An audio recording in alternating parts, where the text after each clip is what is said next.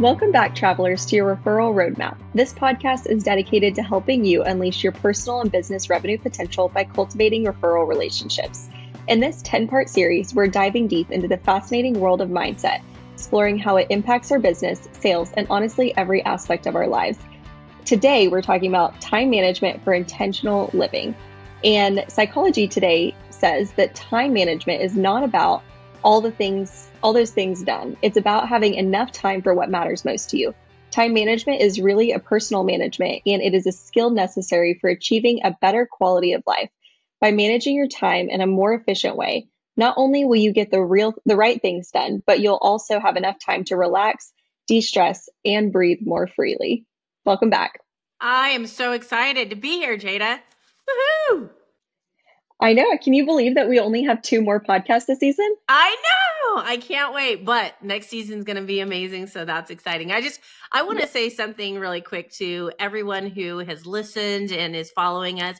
Thank you so much for your grace and patience. Jada and I are learning this. The next series, we're going to actually do some interviews. We needed to learn our ropes. So if you're listening to this and you think that you have to have it all put together and perfect before you do something in life, let this be the example. It's okay to learn as you're on stage. But I'm excited about today's topic because I don't know about you, but I'm all about less stress. Anybody else, right?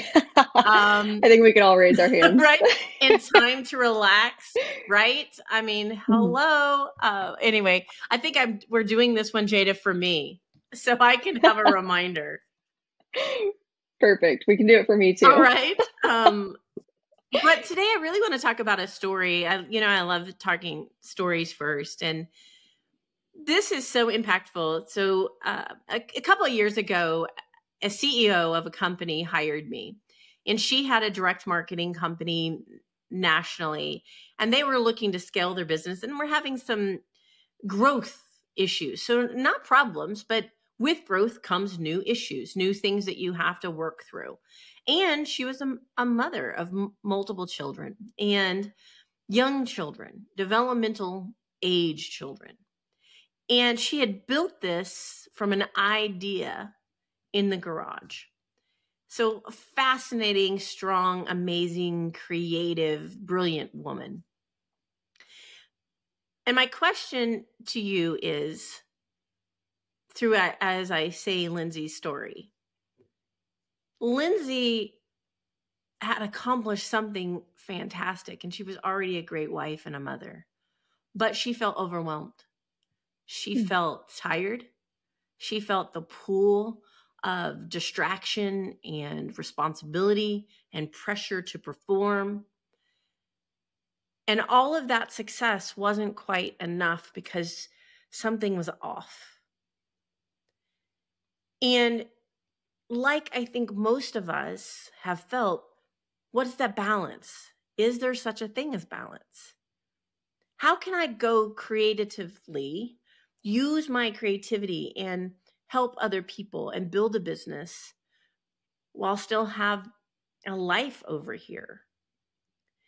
And one of the many things we did, we talked in her coaching sessions, obviously about developing her business strategies, putting systems in place, all the stuff that's typical, Jada, as we consult with companies. But the one piece in my one-on-ones with Lindsay is we really talked about this issue of her being stressed and overwhelmed and tired and pulled in all directions. And how we couldn't eliminate that, but how could we give some slices in her life? And we did that surprisingly through time management or time blocking, which I know when I talk about time blocking, we're going to do an entire series on time blocking. Everybody's like, I'm not listening to that one. Right? But I will tell you, as we started talking about it, light bulbs started to go off for her. And here's what she found. She found when she started looking at her life and prioritizing her life, prioritizing the things that really mattered. And one of those, Jada, you're going to go into some little facts and research here in a little bit, talking about it.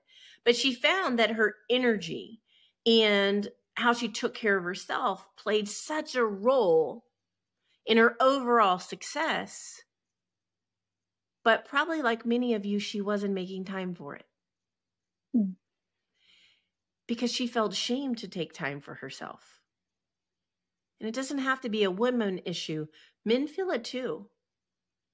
And what we found is if she could carve out moments where she had time to rest, it had a positive impact on her entire life. And now having that many children at a young age and running a company and didn't mean she had lots of extra minutes. But I'll tell you the most important minutes she gave herself during the day. And it wasn't the only one. We carved out other things too. But the one that will always stick with me, that when I think of her, and I talk to her to this day, it's the question I ask her. And I ask her this: how's your front porch time going? You see, she lives in the South. And in the South, we like our porches and our iced tea. And she's got her front porch swing. She lives out in the country, which was a dream of hers that her business success allowed her to achieve. And she takes moments to have coffee on her swing, on her porch in the morning, and view what all that work allowed her to give her children: a life on a farm where they could run and explore and have pigs and chickens and all the things I would never want. But she loves it. And as long as she gets her porch time, she feels a little bit more balanced, in control. And that's what we're talking about today in this podcast. How do we use time management for intentionality for your life, not just for productivity, profitability?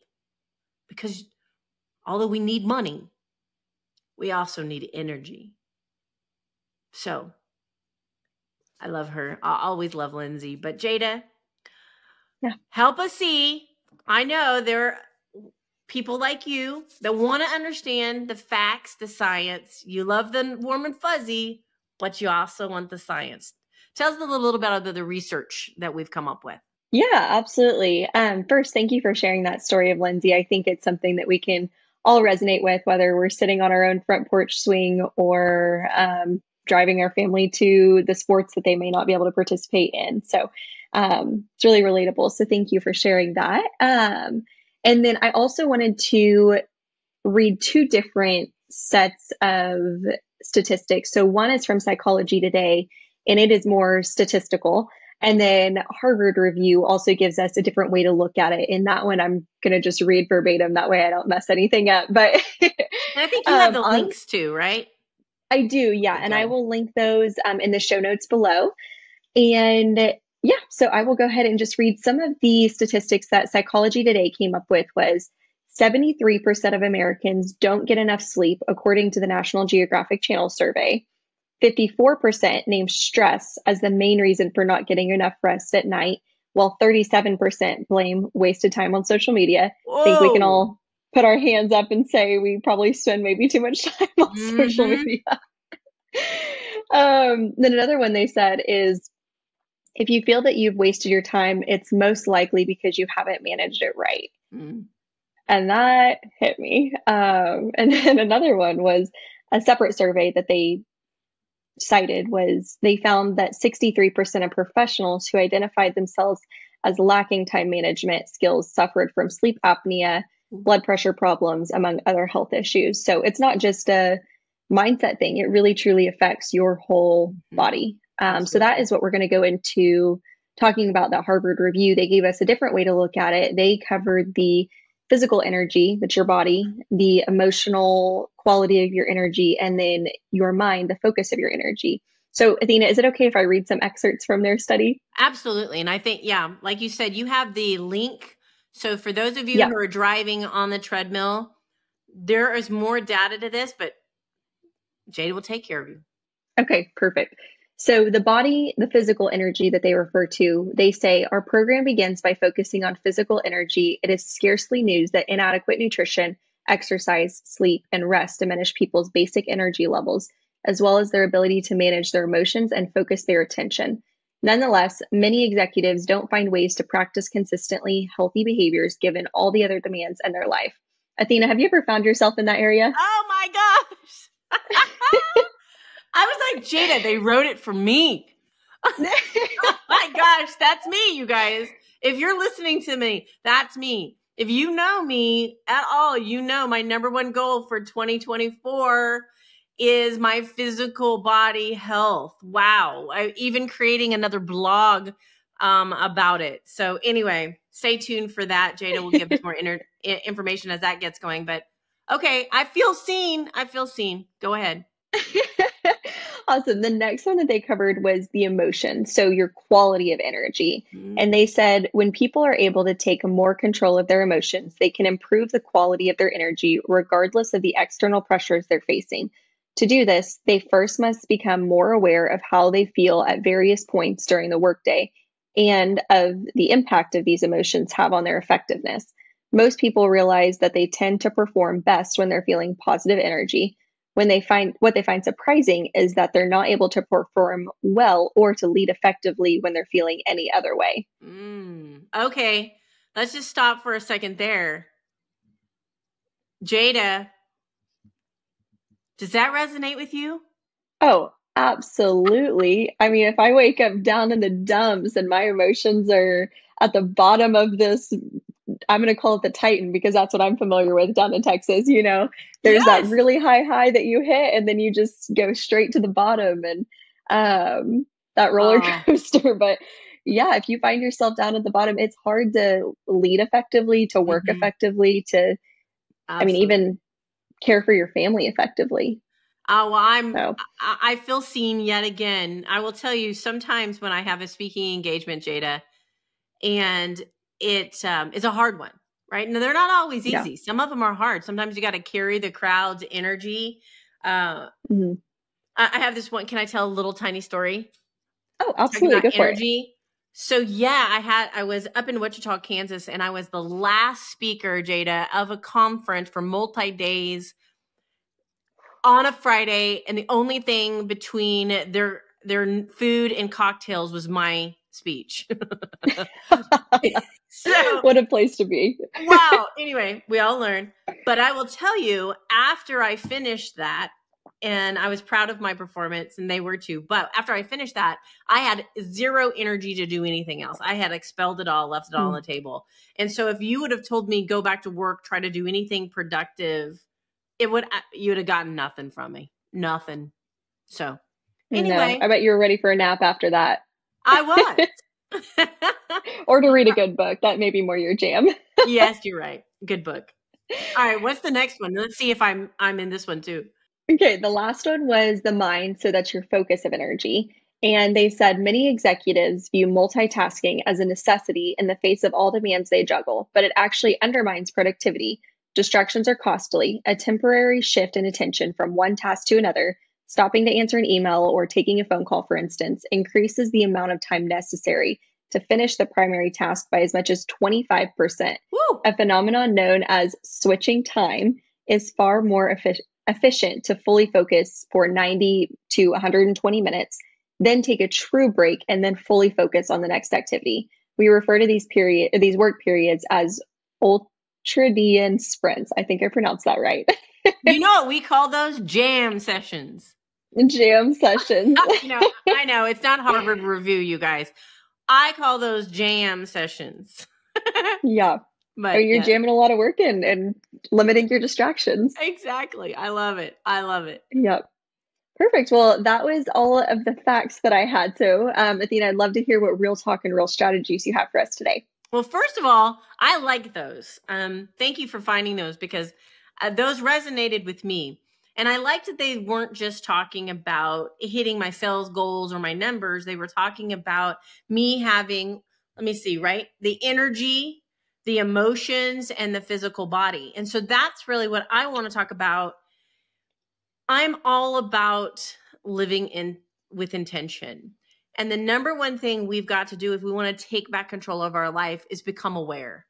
We need to be aware. Are we putting the results, what we're trying to aspire to, the dream, are we so focused on it that we're not coming back to the basics and thinking about how is our emotional energy? How is our mental energy? How is our physical energy? I really want this to resonate with you guys. I'm on this personal journey myself, and I have people standing in line after events when I share this part wanting to talk to me about it. So if you're hearing this, you're not alone. You can't achieve all you are destined to achieve if you don't take care of your mind, body, and spirit, which is your emotions, right? You have to intentionally time manage for those things. You need to ask yourself, what life do I want to live? Now, I understand this podcast is teaching you how to build a referral-based business and have profitability and all of those things. But you are part of those things. And so what kind of life do you want to live? You pick how big you want your business to grow. You pick how big the goal has to be. Because you're the one that's going to have to prepare yourself physically, mentally, and spiritually to be able to do those things. And that is something you need to sit with for a second. Your health, your physical being matters to your performance. We already learned from Harvard Review that if our energy is low, we're not going to produce our best product.